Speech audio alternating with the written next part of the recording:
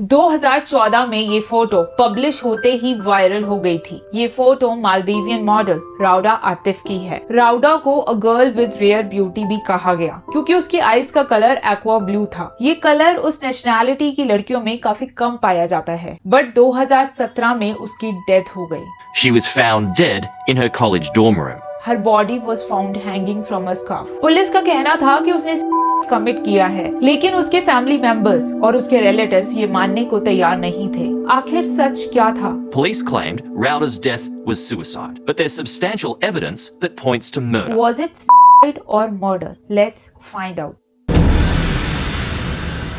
राउडा Athif was born and brought up in Maldives. Maldives एक Islamic country है, लेकिन राउडा एक बहुत लिबरल फैमिली से बिलोंग करती थी। उसकी फैमिली ने कभी उसे फोर्स नहीं किया कि वो ट्रेडिशनल कपड़े पहने या हिजाब पहन कर रहे। इनफैक्ट उसके पेरेंट्स उसको बहुत ज्यादा सपोर्ट करते थे, तब भी जब वो मॉडल बनना चाहती थी। राउडा काफी सोशल एंड आउटगोइंग थी। जब वो सिर्फ 14 साल की थी, तब उसने अपने स्कूल के लिए एक एनवायरमेंटल कैंपेन किया था और मालदीवियन नेशनल टेलीविजन। जब वो 18 साल की हुई तो उसने एक फोटोशूट में पार्टिसिपेट किया जो वहाँ के मालदीवियन फोटोग्राफर ने ऑर्गेनाइज किया था। और फिर जैसे ही इस फोटो को ऑनलाइन पोस्ट किया गया, ये इमीडिएटली वायरल हो गया था। लोगों को उसकी एक्वा ब्लू आईज काफी डिफरेंट और अट्रैक्टिव लगी थी। उसके बाद उसे काफी ऑफर मिलने लगे as a model. She appeared on the cover of Vogue in 2016। इतना सक्सेस मिलने के बाद भी राउडा कभी प्रोफेशनल मॉडल नहीं बनना चाहती थी। हर ट्रू पैशन वाज मेडिसिन। वो एक डॉक्टर बनना चाहती थी। राउडा ने अपना ड्रीम पूरा करने के लिए मेडिकल कॉलेज में एडमिशन ले लिया था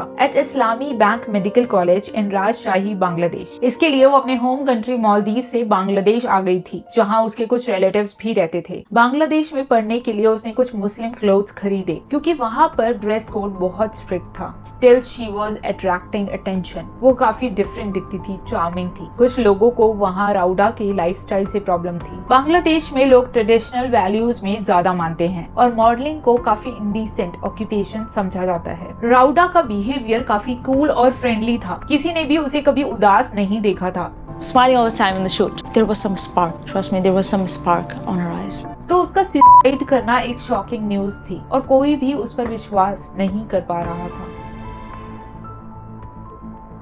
पुलिस के ऑफिशियल वर्जन के अकॉर्डिंग वो अपने बॉयफ्रेंड से ब्रेकअप के बाद बहुत ज्यादा डिप्रेस्ड थी। पुलिस ने जब राउडा के मोबाइल और लैपटॉप को सर्च किया, तब उन्हें पता चला कि राउडा और शाही 4 महीने से साथ में थे। राउडा की डेथ से पहले उन लोगों ने पूरे 2 हफ्ते इंडिया में साथ में स्टे किया था। इसके साथ ही पुलिस ने रिकवर किए 17,000 pages of Facebook and WhatsApp conversations. Raudha ने शाही का फेसबुक मैसेंजर चेक किया, जिससे उसे पता चला कि शाही उसको चीट कर रहा था। उसी रात राउडा ने सेडेटिव पिल्स लेकर सुसाइड करने की भी कोशिश की और उसका ट्रीटमेंट उसी के मेडिकल कॉलेज के हॉस्पिटल में हुआ। पुलिस को उसके रूम से रेड किलर्स भी मिले थे। उसने फिर शाही को एक मैसेज भेजा जिसमें उसने लिखा था, I only loved you. You never loved me. You are a terrible human being. You have done irreparable damage. There is nothing left. I feel hollow. I feel dead. फिर 2:30 बजे उसने अपने एक्स बॉयफ्रेंड को last message किया था, You killed me. और फिर 2:30 बजे के बाद एज पर पुलिस उसने कमिट किया। राउडा के बॉयफ्रेंड पर कोई एलिगेशंस नहीं लगाए गए क्योंकि वो बांग्लादेश का सिटीजन भी नहीं था। हम इमेजिन कर सकते हैं कि राउडा किस पेन से गुजर रही होगी, पर क्या ये रीजन इतना सीरियस था कि वो अपनी जान ही ले ले? राउडा सिर्फ 21 साल की थी। उसकी पूरी जिंदगी उसके सामने थी। उसके रिलेटिव्स और पेरेंट्स का कहना था कि वो ऐसा स्टेप कभी नहीं ले सकती थी। इसके साथ कुछ चीजें अजीब थी।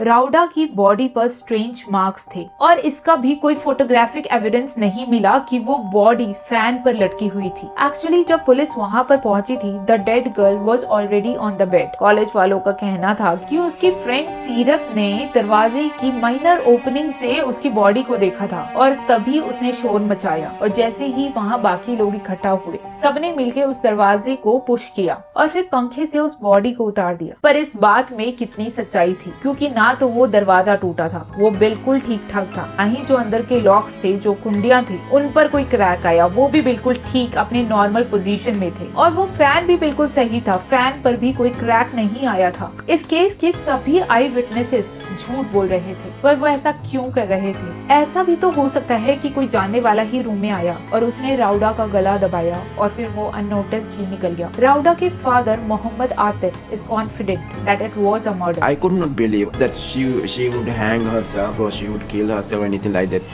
I know something must have gone really wrong there. Somebody must be behind this thing. Police ने तो मान लिया था कि ये एक सुसाइड है, लेकिन फिर एक ऑस्ट्रेलिया का न्यूज चैनल है 60 मिनट्स, जिन्होंने इस पर एक स्पेशल इन्वेस्टिगेशन स्टार्ट की। उनकी टीम के पीटर स्टेफनोविक मिले राउडा के फादर से और दोनों मिलकर उस जगह पर गए जहां पर ये इंसिडेंट हुआ था। और इस बार कुछ ऐसे एविडेंस सामने आते हैं जो मर्डर की तरफ इशारा करते हैं। उस टेबल पर जहां बैठकर राउडा पढ़ा करती थी, उस टेबल पर क्रैक्स थे, जिससे पता चलता है कि उसने उस क्रिमिनल के साथ थोड़ी बहुत फाइट की हो, खुद को बचाने की कोशिश की हो। वो श्योर है कि जिन स्टूडेंट्स को उसकी बॉडी मिली वो सभी झूठ बोल रहे हैं। जब उन स्टूडेंट से पूछा गया कि जब वो रूम में फोर्सिबली घुसे तो वो कुंडियां क्यों नहीं टूटी, वो लॉक क्यों नहीं टूटे, तब उन्होंने कहा कि वो लॉक्स खुद ही ओपन हो गए थे और उन्हें ज्यादा प्रेशर नहीं लगाना पड़ा। पर वो डोर इतना स्ट्रॉन्ग है कि ये चीज प्रैक्टिकली पॉसिबल नहीं थी। राउडा के फादर ने खुद ये एक्सपेरिमेंट करके देखा था। उन्होंने कुछ लोगों को उस रूम को अंदर से बंद करने को बोला और फिर बाहर से उसे पुश किया, और जब उन्होंने उसे पुश किया तो वो नहीं खुला, और अगर वो थोड़ा सा और प्रेशर लगाते तो वो दरवाजा उसी टाइम टूट जाता। इससे ये प्रूफ होता है कि वो सब झूठ बोल रहे थे। उसकी नेक पर जो निशान थे उसे देखकर लगता था मानो किसी ने बेल्ट को उसके गले में लपेट कर खींचा हो। वो निशान उस स्कार्फ के नहीं हो सकते थे जो पुलिस को मिला था। अगर उसने खुद को स्कार्फ से बांधकर हैंग किया होता तो उसकी नेक पर जो निशान होते वो डिफरेंट होते। इनिशियली ये उसके फादर की फाइंडिंग्स थी क्योंकि वो खुद एक डॉक्टर हैं, लेकिन बाद में फोरेंसिक वालों ने भी इसे कंफर्म किया था। उसकी नेक पर किसी और के फिंगरप्रिंट्स भी थे, एज इफ कोई बेल्ट से और हाथ से उसका गला दबाने की कोशिश कर रहा हो। रूम में जो फैन था वो अपनी नॉर्मल कंडीशन में था और ये फैन इतना हल्का था कि ये उस लड़की के वेट को सपोर्ट नहीं कर सकता था, which was around 55 kg. Her body was supposedly hanging from a ceiling fan, which is identical to this one. Now, I'm no expert, but Rauda weighed 55 kilos. I'm gently pulling on that and look what's happening.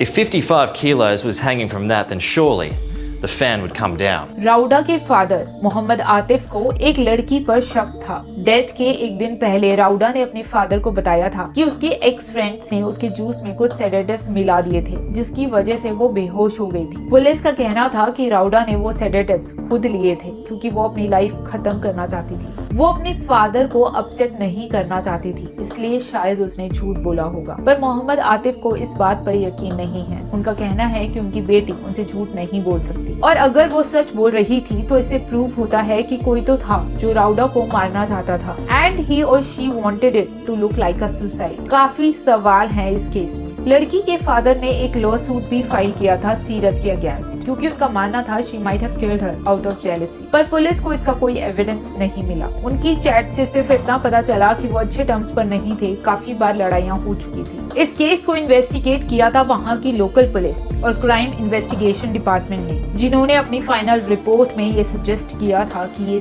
ही है। राउडा के father ने इस report को reject किया and submitted a no confidence petition with Rajshahi court. दिसंबर 2017 में इस case को री इन्वेस्टिगेट किया गया। असलम सरकार, जो राउडा मर्डर केस के लॉयर थे, उन्होंने भी कोर्ट में इस बात को रखा। अगर उस डोर को पुश करके लोग अंदर आए थे तो उस डोर को कुछ तो डैमेज हुआ होता। उन्होंने ये भी कहा कि अगर 50 प्लस वेट की कोई बॉडी फैन से लटकी हुई थी तो फैन पर कुछ तो क्रैक आता। सच तो ये है कि वो फैन इतना लाइट है, अगर 50 प्लस वेट उससे लटकता तो वो फैन नीचे गिर जाता। तो फिर उस लड़की ने सुसाइड कैसे किया? ये कुछ ऐसे सवाल थे जिनका जवाब आज तक नहीं मिला। कोर्ट के पास भी डिसीजन लेने के लिए कोई सफिशिएंट एविडेंस नहीं था। Hence court ordered a reinvestigation of this case. एक ऑटोप्सी रिपोर्ट जिसको राजशाही मेडिकल कॉलेज के ही 3 डॉक्टर्स ने बनाया था, उसमें राउडा की डेथ को सुसाइड डिक्लेयर किया गया था। राउडा के फैमिली मेंबर्स ने इस रिपोर्ट को रिजेक्ट कर दिया। उसके भाई रायन आतिफ, जो 18 साल के हैं,